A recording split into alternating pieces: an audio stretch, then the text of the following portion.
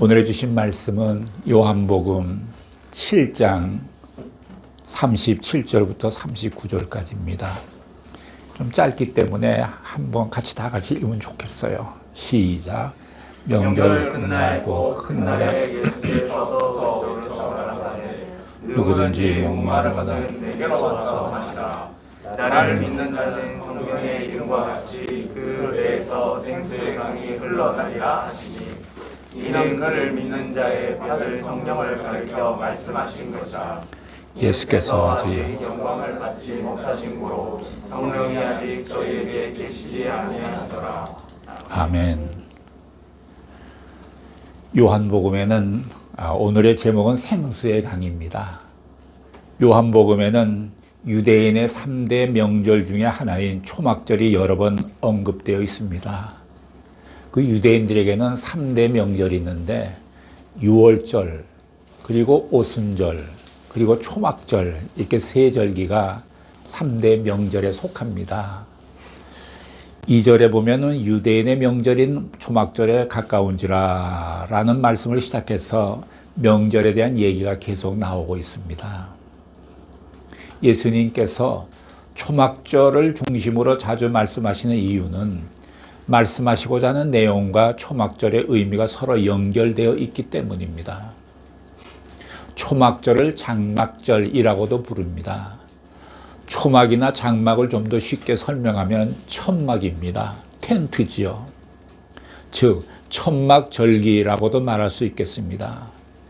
이스라엘 백성들이 BC 1400년경이죠. 그때 애굽에서부터 이스라엘 백성이 나오게 됐습니다. 그래서 그들이 나와서 하나님이 말씀하신 축복의 땅 가나안까지 가는데 그들은 40여 년이 걸렸어요. 그래서 그 사람들은 광야에서 많이 방황을 했습니다. 예, 그럴 때에 그들이 거기서 이제 살면서 거기는 뭐 광야니까 집을 지었고 살 수도 없고 또 좀 있으면 떠나야 되고 하기 때문에 천막을 치고 살았어요. 제가 쭉 성경을 훑어봤어요. 그분들이 인도하는 구름기둥과 불기둥이 있는데 그 불기둥, 구름기둥이 가만히 있으면 거기 계속 살아야 돼요. 옮겨가면 그때 또 옮겨가는 거예요. 성경에서 제가 혀봤어요. 이 사람들이 몇 번을 옮겼냐 혀봤더니 제가 흰 걸로는 41번이더라고요. 그러니까 40년 동안에 41번 이동했으면 거의 1년에 한 번씩 평균적으로 이동했다 이런 생각이 들어요. 그래서 그들이 그 광야에서 살 때 뭐 농사를 지을 수 있었겠어요? 집을 지을 수 있었겠어요? 그래서 하나님께서 주시는 만나와 메추라기를 먹고 또 반석에서 생수를 나게 하셔서 생수를 마시게 했고 이렇게 해서 하나님께서 은혜로 그들을 인도하신 것이죠. 또 구름기둥, 불기둥을 인도하시고 이러한 과정을 그들이 기념하기 위해서 7일 동안 초막절을 지키는 절기가 된 겁니다. 대축제를 열었는데 그것이 바로 초막절이에요. 이것은 민족적인 대축제인 것입니다. 또한 이스라엘 백성들은 한 해에 3번 추수를 하는데 마지막 추수 때가 바로 초막절기입니다.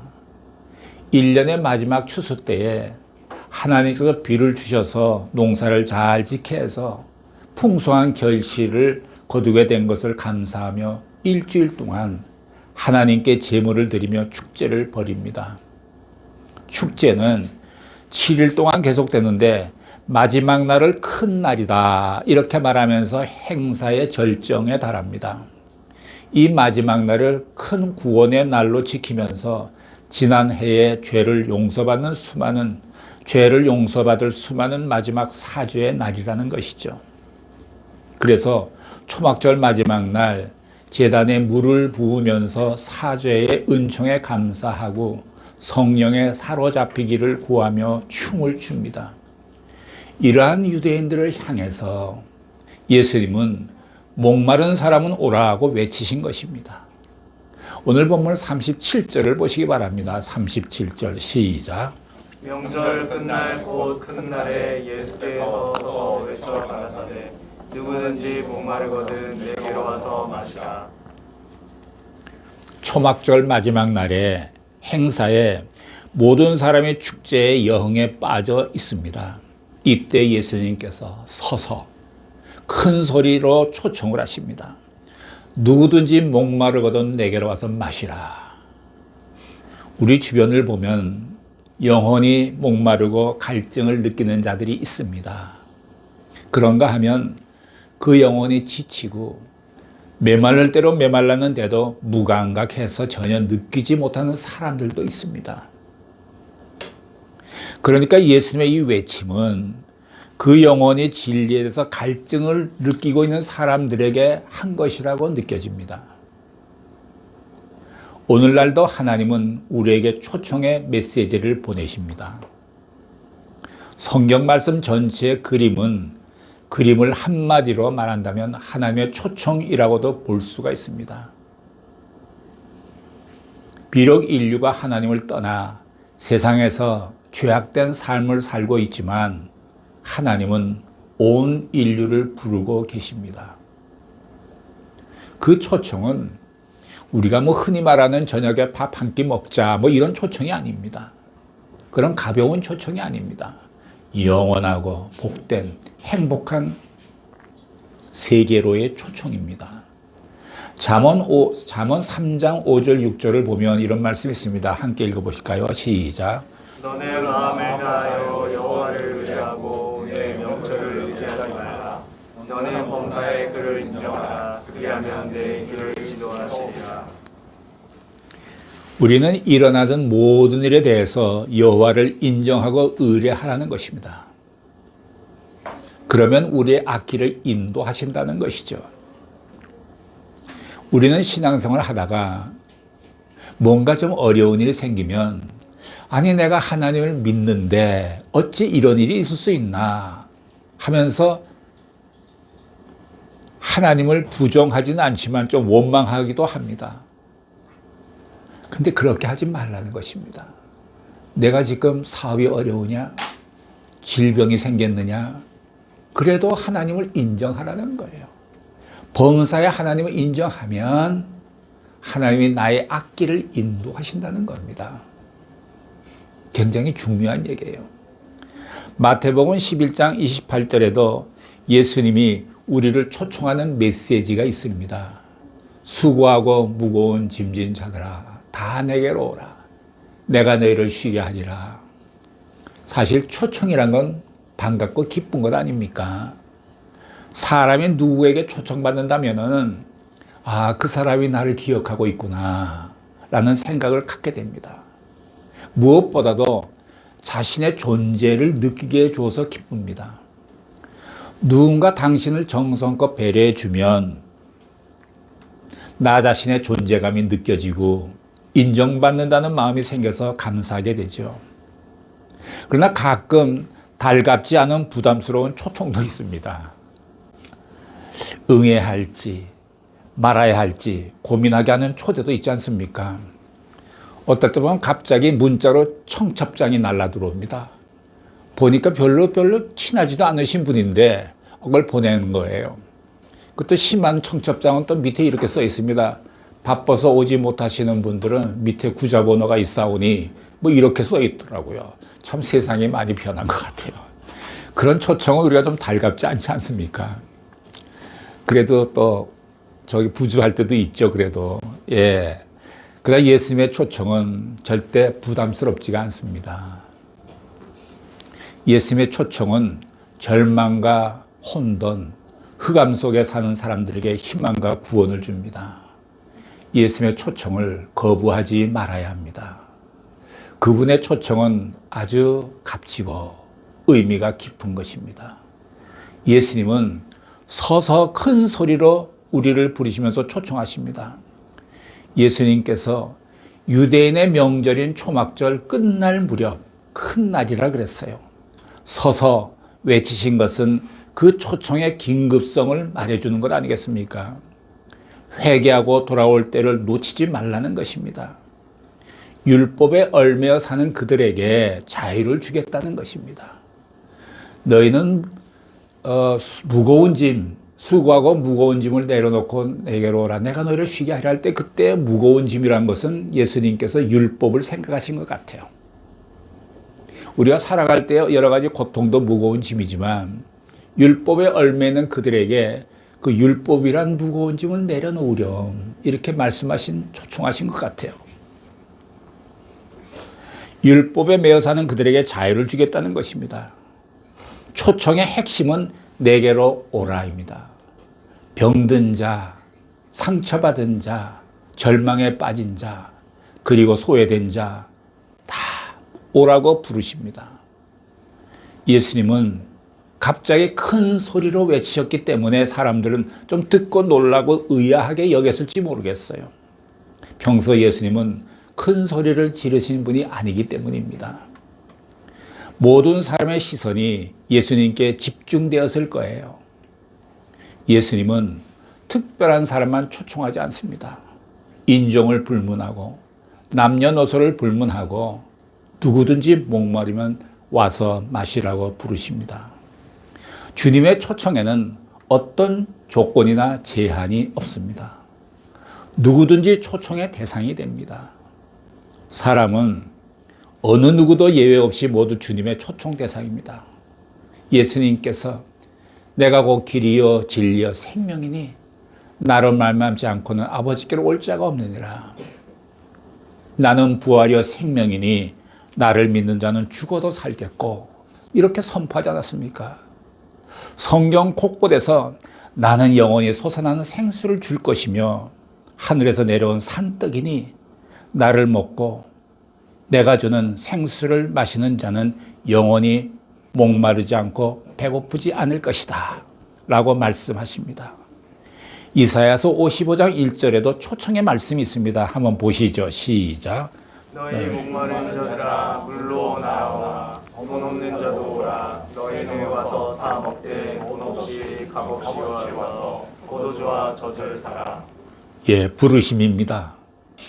예수님의 초청에 응하는 것은 돈도 들지 않고 어떤 희생의 대가를 치를 필요도 없습니다. 말 그대로 은혜입니다. 이 놀라운 은혜는 너무 값이 비싸기 때문에 대가를 지불할 수 없기 때문에 그냥 공짜로 주어지는 것입니다.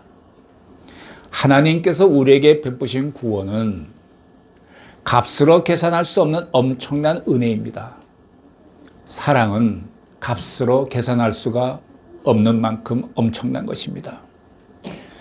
어머니가 가족을 사랑해서 집안에서 요리도 하고 빨래도 하고 청소도 하고 자녀들을 키우는 일은 돈으로 계산할 수 없는 아주 위대한 일입니다. 집에서 부모가 어린 자녀들에게 밥값 내놓으라고 하지 않습니다. 은혜로 그냥 얻어먹는 거예요. 마찬가지로 하나님이 베푸시는 구원은 값으로 매길 수 없는 놀라운 은혜입니다. 너무나 귀하고 값진 은혜를 예수님을 믿는 사람들에게 거저 허락하시는 것입니다. 다음은 38절을 보시겠습니다. 시작. 나를 믿는 자는 성령의 이름과 같이 그 배에서 생수의 강이 흘러나리라 하시니. 예수님을 믿는 것이 초청에 응하는 방법입니다. 믿음은 이성을 초월합니다. 알고 나서 믿는 것이 아니고 믿고 나서 아는 것이 믿음입니다. 사람의 이성으로 믿음을 만들 수가 없습니다. 사람이 예수님을 믿고 그분을 주님으로 마음속으로 모시는 것이 초청에 대한 응답입니다. 인간이 하나님을 이해하는 데는 한계가 있습니다. 그것도 영적으로 좀 깨어있는 사람에게 한한 것입니다. 사람이 하나님을 다 안다고 하면 그것은 자기가 만든 하나님입니다. 인간은 지극히 제한적이고 때로는 무능하기까지 합니다. 전지전능하신 하나님께 나아가는 유일한 방법은 예수님을 의지하고 믿는 것뿐입니다. 성경에 기록된 대로 예수님을 믿는 사람들은 그 배에서 생수의 강이 흘러넘칩니다. 이것이 초청의 열매입니다. 마지막 절인 39절을 보시겠습니다. 시작.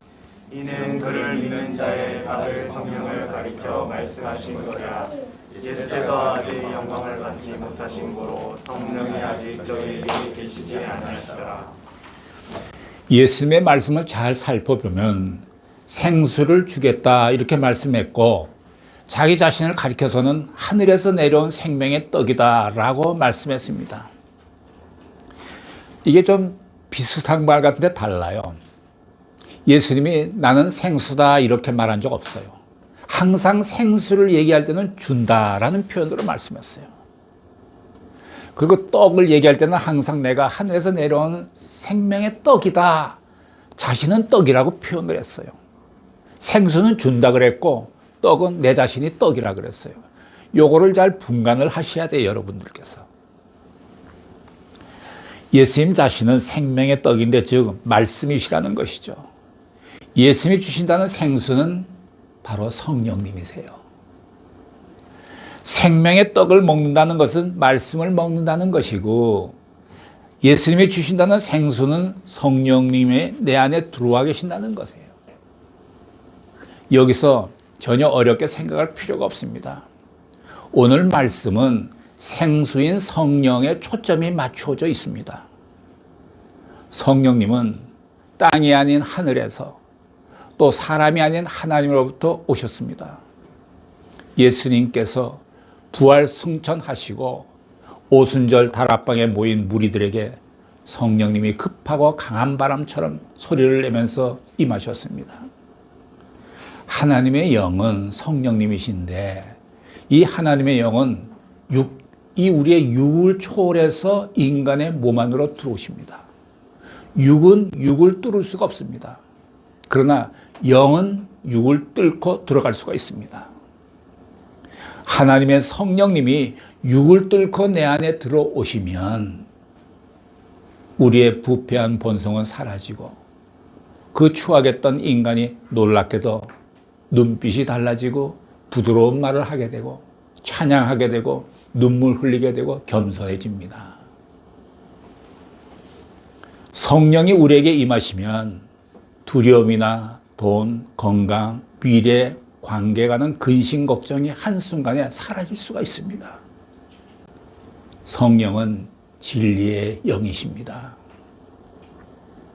성령은 우리의 선생님이십니다. 모든 것을 가르쳐 주십니다. 기도를 가르쳐 주십니다. 은사의 올바른 사용법을 가르쳐 주십니다. 성령은 믿는 자들을 보호해 주시는 변호사이실 뿐만 아니라 죄에 대해서, 의에 대해서, 심판에 대해서 말씀해 주십니다. 성령은 자신의 것을 말하는 것이 아니라 무엇이든지 아버지께로부터 들은 말씀을 하십니다. 성령님은 예수 그리스도를 증언하는 증인이십니다. 예수님이 세상에 오셔서 죽임을 당하시고 부활하셨다는 복된 소식을 우리의 영에게 증거하며 받아들이도록 인도하십니다. 아무리 예수님께서 인류의 구원을 완성하셨다 하더라도 모든 세대에 걸쳐서 민족과 종족과 언어와 문화를 초월해서 직접 그 진리를 다 전할 수는 없습니다. 예수 그리스도의 복된 구원의 소식을 온 인류에게 전할 수 있는, 증가할 수 있는 방법은 성령께서 세상에 오시는 것밖에 없습니다. 성령님만이 시간과 공간을 초월해서 세대에 이어서 내려가는 모든 인류에게 복음을 전할 수 있습니다. 그래서 예수님께서 세상을 떠나가셔야 하는 것입니다. 예수님께서 오셨던 곳으로 돌아가셔서 성령님을 보내주시는 것입니다. 이것을 가리켜 내가 영원히 목마르지 않은 생수를 준다라는 의미입니다. 우리가 예수를 믿고 구원받은 것은 바로 성령님의 역사 때문입니다. 갈릴리 해변에 사람들을 모아놓고 복음을 전한다 해도 기껏해야 2만 명, 3만 명 정도가 아니겠습니까? 실제로 구원받을 수 있는 인원도 매우 제한되고 맙니다. 그렇게 되면 기독교가 갈릴리 종교 정도밖에 안 되는 거죠. 따라서 예수님이 떠나시는 것이 매우 슬픈 일이기는 하나 훨씬 더 크게 보아야 합니다. 모든 사람들에게 복음을 전하게 되는 아주 복된 일입니다. 성령께서 오셔서 지상에 교회를 세울 수가 있었고 계속 세워나가고 있고 우리 니고데모 선교에도 성령님께서 세우셨습니다. 그런데 놀라운 사실은 수많은 그리스도인들과 교회들이 성령님을 좀 무시하는 듯 합니다. 성령님을 결코 부인하지는 않습니다. 그러나 자신들의 방식대로 성령의 능력을 제한해 버립니다. 우리는 성령님을 인정하고 받아들이고 체험하고 선포해야 합니다.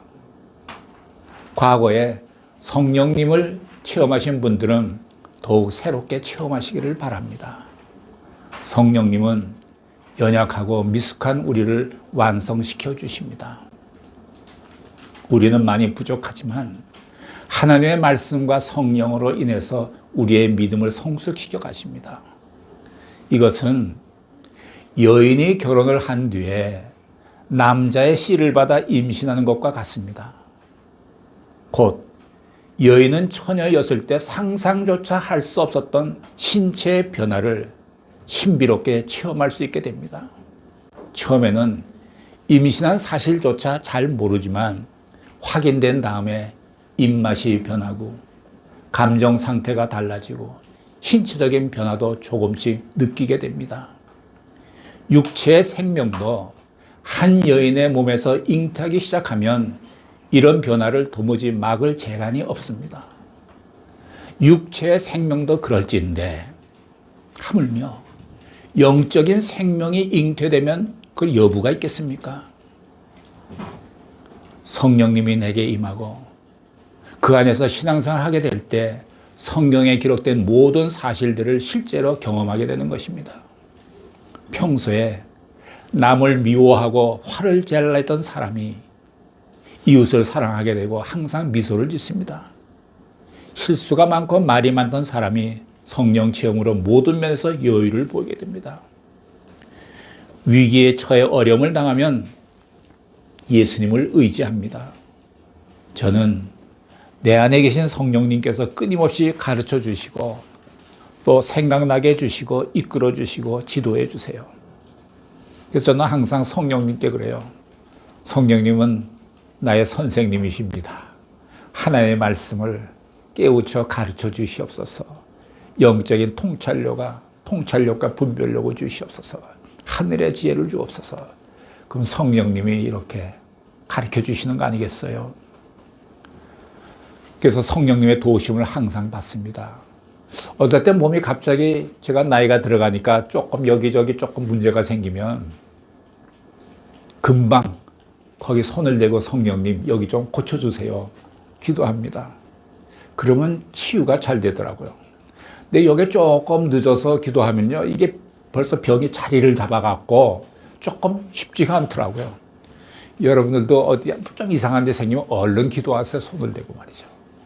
성령님의 치유를 여러분 경험하시기를 바라요. 그래요. 우리는 바닥을 가는 인생을 살지 말아야 합니다. 성령으로 충만한 인생을 살아야 합니다.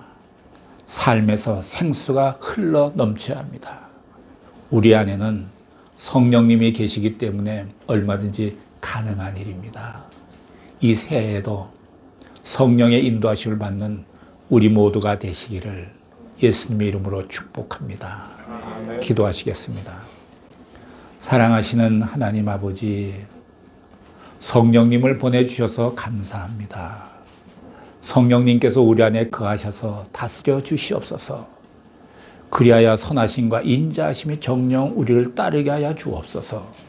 감사하며 예수님의 이름으로 기도드렸습니다. 아멘.